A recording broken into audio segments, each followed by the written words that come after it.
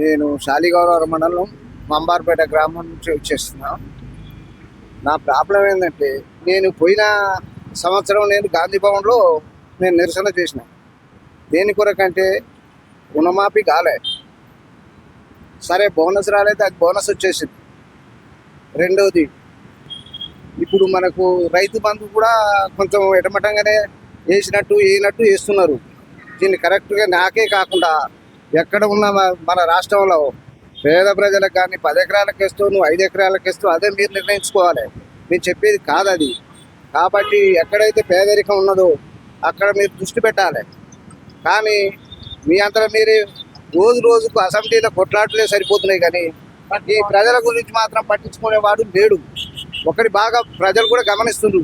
మీరు ఆయన మీద నువ్వు, నీ మీద ఆయన, మీరు దాని కొరకే కొట్లాడుతున్నారు. కానీ ఈ ప్రజల కోసం అయితే ఎప్పుడైతే నాకైతే కనిపిస్తలే.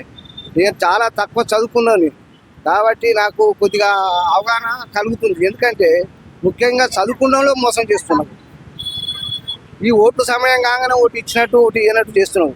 నువ్వు మాకు రుణమాఫీ చేస్తావో చేయవో, రుణమాఫీ మాకు చేయకు. నిన్ను ఓటు చేయమంటుండు. నువ్వు రుణమాఫీ చేస్తా అని మోసం చేస్తున్నావు. రుణమాఫీ ఎట్లా ఇస్తానో ఆయన ఇస్తా అన్నాడు, నువ్వు 2 లక్షలు ఇస్తానన్నావు. ఈ 2 లక్షల కంటే నేను గాంధీ భవన్ కాడ పోయిన సంవత్సరం ధర్నా చేసిన. వేలాది మంది వచ్చారు. దీన్ని కలెక్టర్కు పంపించారు. ఈ కలెక్టర్కు పంపిస్తే కలెక్టర్ ఏమన్నారు, నేను మాఫీ చేసిన పొమ్మన్నారు. తర్వాత కాకుంటే 3 లక్షల లోపు ఉంటేనే, 2 లక్షల లోపు ఉంటే కట్టుకుంటా చేస్తా అన్నావు. ఆ 2 లక్షల పైన నేను కట్టేసిన. ఆల్రెడీ నాయి కట్టినా, నా భార్య ఉన్నాయి. కాబట్టి ఇంతవరకు ఊసు లేదు, పాసు లేదు. ఇటువంటి దుర్మార్గమైన విచారణ నాకెప్పుడు కాలేదు. నేను వైఎస్ రాజశేఖర రెడ్డి ఉన్నప్పుడు కూడా వచ్చిన దీనికి కరెక్ట్ నడిచింది. కానీ ఇప్పుడు ఇంత అధ్వానంగా నడవడానికి ఇది పద్ధతి కాదు. 3 ఏళ్ళు నడుస్తున్నాయి. ఆయన 1 లక్ష అంటే నేను 2 లక్షలు అన్నాడు. అదే పెద్ద ప్రాబ్లం అయింది. రెండోది ఆజ్ఞానాలన్నీ ఇచ్చిండు. మరి కాలేదు. కొందరు నువ్వు చేసినావు ఆల్రెడీ. మరి చేసిన వాళ్ళు సబ్జెక్ట్ చేయకుండా ఒప్పుకుంటే మరి చేయనోటి వెళ్ళిపోవాలి. కాబట్టి మొండి బకాయిలు ఉన్నాయి కదా, అటు అతి తొందరలో చేయాలని నేను ఒక తోట యాదగిరి శాలిగౌరవ మండలం నేను ప్రజాభవన్ దగ్గరికి ఒకటే దానికి వచ్చిన. స్పష్టంగా నాకు కావాల్సిన పింఛన్ ఒకటి. రెండోది, ఇప్పుడు మా అబ్బాయి ఇక్కడ హైదరాబాద్లో ఉన్నాడు కదా, ఆయన వంగడిగా చేస్తుండ్రు. ఆయనకు ఒక ఈ గవర్నమెంట్ ఇల్లు కావాలి, డబల్ బెడ్రూమ్ కావాలి. కొత్తోళ్ళే కాదు, ఎట్లా మొత్తం బంద్ పెట్టు. ఇక్కడికి వచ్చి కాగితాలు తీసుకొని పోవడం, అమరావతి పోవడం కాదు. ఖచ్చితంగా ఇస్తేనని చెప్పండి. కాగితాలని పెద్ద మూట కట్టి ఎక్కడో దగ్గర పెట్టి ఆలోచన చేసి మాత్రం చాలా రైతులు కానీ ప్రజలు కానీ మీరు ఏ పని జరుగుతలేదా, ఇది ఎంతవరకు కరెక్ట్? కాబట్టి అది కరెక్ట్ అయితేనే మీరు కాగితాలు తీసుకోరి. అయితే కాదు, నువ్వు 5 కాదనుకుంటే 5 కాదనుకుంటే తప్పనిసరిగా నేను మళ్ళనైనా గాంధీ భవన్ దగ్గర రైతులతోటి ఆలోచన చేసిన సిద్ధం. ఒకటే రుణమాఫీ కావాలి. బోనస్ అంటే అప్పుడు ఇప్పుడు ఇస్తున్నావు, అదొకటి. మా ఊళ్ళో పైసలు మాకు ఇస్తామని నమ్మకం ఉంది, అదొకటి. మా ఊళ్ళో రుణమాఫీ కావాలి. నేను ఇప్పుడు డబల్ బెడ్రూమ్ కావాలి. నాకు డబల్ బెడ్రూమ్ అంటే నాకేం కావద్దు. మా అబ్బాయి ఇక్కడ ఉండు కాబట్టి, వారికి ఇల్లు లేదు, కిరాయి 2 ఆడపిల్లలు కాబట్టి దీన్ని అతి తొందరలో దీన్ని చేయాలని ముఖ్యమంత్రిగా అనుకుంటున్నా. మీ పార్టీకి సంబంధం ముచ్చట కాదు ఇది. నాకున్నది పేద ప్రజలంతా ఉన్నారు, వీళ్ళంతా వచ్చారు. నేనే కాదు, నాలాంటి పేద ప్రజలంతా వీళ్ళున్నారు. ఇదంతా వచ్చినాం, ఎంతో మంది, వేలాది మంది వచ్చినాం. నేను గాంధీ భవన్ కాడ ఆ విధంగా నేను ధర్నా చేస్తే కనీసం వేలాది మంది ఇస్తే కనీసం నాకు ఒక ఇజ్జత్ ఇవ్వకుండా, ఒక ముఖ్యమంత్రి కనీసం ఒక తోలి చేయకుండా మళ్ళీ సచివాలయానికి వచ్చినాక చెన్నపరెడ్డి గారు వారితో మాట్లాడినాక కలెక్టర్ రాసారు. మీరు కలెక్టర్ రాసినప్పుడు కలెక్టర్ ఏమన్నది, నాకు తెలియకుండా పోతే నీకు ఎంతకంటే రావాలి, మీరు ఏం చేసినని రావాలి. అది ఒకటి. ఇప్పుడు రుణమాఫీ కావాలి, ఎకరానికి మనకు రైతు బంధు పడాలి, అదొకటి. ప్లస్ కావాల్సిన ఈ ఇల్లు మాత్రం మీరు ఏదైతే కాగితాలు తీసుకున్నారో నేనే కాదు నా లాంటి పేద ప్రజలందరికీ కూడా మీరు హామీ ఇవ్వాలి, అది కరెక్ట్గా మీరు చెప్పాలి. మీ ఆఫీసర్లతో ఏది జరుగుతలేదని నాకు అనుమానం వస్తుందని చెప్పి నేను ఒక నిరుపేద రైతుని మాట్లాడుతున్నాను. నేను శాలిగౌరవ మండలం అంబార్పేట తోటయాదగిరి. గ్యారంటీగా ఇదివరకు నేను వైఎస్ రాజశేఖర్ తోటి మాట్లాడిన వాళ్ళు కరెక్ట్ చేసారు, వాళ్ళు చేసారు. మళ్ళా నేను పోతే ఇప్పుడు గాంధీ భవన్ అన్నారు కదా, గాంధీ తాత బొమ్మ పెడతాడు. గాంధీ భవన్ నేను పోయినా, ఆల్రెడీ గాంధీ భవన్ పోయి నేను ఆగవాగం చూసుకున్నప్పుడు నాకు ఒక్కటైనా పరిశోధన చేసినావా? నువ్వేం చేసినావు? అదివరకు అయినే.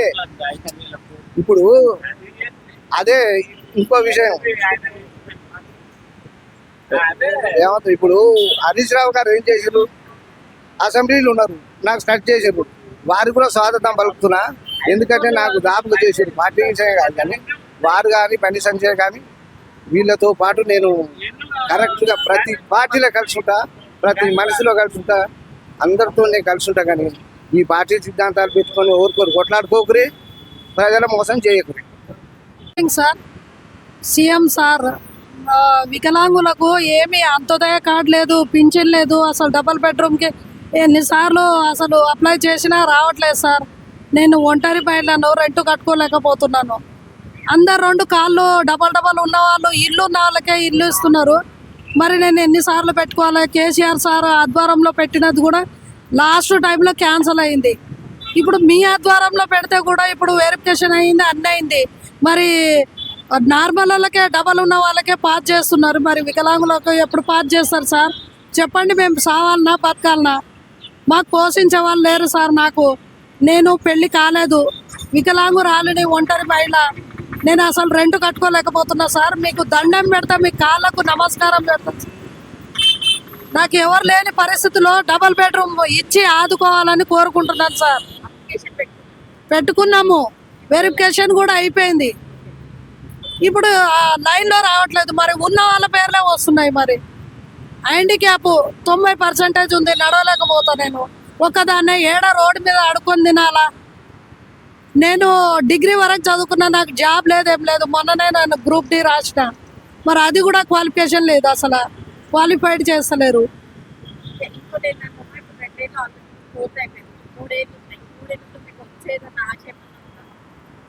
ఇక ఇప్పుడే 2 ఏళ్ళలో చేయండి, ఇక 3 ఏళ్ళలో ఏం చేస్తారో అది నార్మల్ వాళ్ళకే చేస్తారు, కానీ వికలాంగులకైతే అస్సలు చేయరు.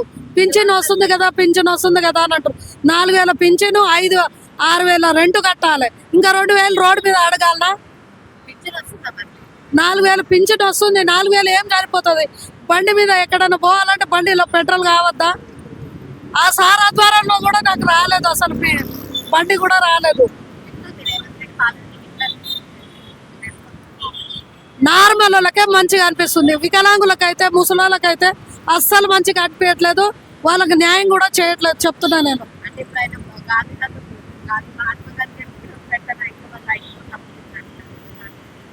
అన్ని విగ్రహం పెట్టుకోండి, మాకు ఏ సంబంధం లేదు. మాకు కావాల్సింది 6,000 పింఛను, డబల్ బెడ్రూమ్. నువ్వు ఏం పెట్టుకున్నా, మీ ముహూర్తం ఆడబెట్టుకున్నా మాకేం అభ్యంతరం లేదు. కానీ మాకు చేయవలసింది, మా కోట కింద మాకు కావాల్సింది లోన్స్కి పెట్టుకున్నా, లోన్స్ కూడా రావట్లేదు. నార్మల్ వాళ్ళకే లోన్స్, నార్మల్ వాళ్ళకే, ఉన్న వాళ్ళకే, సొంత ఇల్లు ఉన్న వాళ్ళకే డబల్ ఇస్తున్నారు. మరి ఏంటి అసలు? నార్మల్ వాళ్ళే ఓట్లేస్తారా? మేము వికలాంగురాలను ఓటేయమా? వృద్ధులకు ఓటేయమా? చెప్పండి సార్, మీరే అర్థం చేసుకొని మాకు పాస్ చేయాలి. నేను లోన్ అప్లై చేసినా లోన్ రాలేదు. డబల్ బెడ్రూమ్ ఇవ్వకపోతే మాత్రం ఈయన వచ్చి సస్తా. నేను డిగ్రీ వరకు చదువుకొని ఎగ్జామ్ రాస్తే కూడా ఎగ్జామ్లో పాస్ చేస్తలేరు అసలు. ఈడనా పుట్టినప్పటి సంది ఈయనే వస్తున్నా, మస్తుగా వచ్చినా సార్ మేడం. ఇప్పటి నుంచి వస్తూనే ఉన్నా నేను, నాకు తెలిసిన ఓన్ వచ్చి. మరి ఇక్కడ రావాలని ప్రజెంటేషన్ వేస్తున్నారో ఏమో, కానీ సార్కి మాత్రం దండం పెట్టి చెప్తున్నా. మరి వాళ్ళ పాదాల దగ్గర ఈడ ఈ ఏమంటారు మహాత్మా గాంధీ, ఇక్కడ మాత్రం చచ్చిపోయే ప్రయత్నం చేయొద్దు చెప్తున్నా. నేను మాత్రం ఏదైనా తీసుకొని మాత్రం ఈడ చచ్చిపోతా.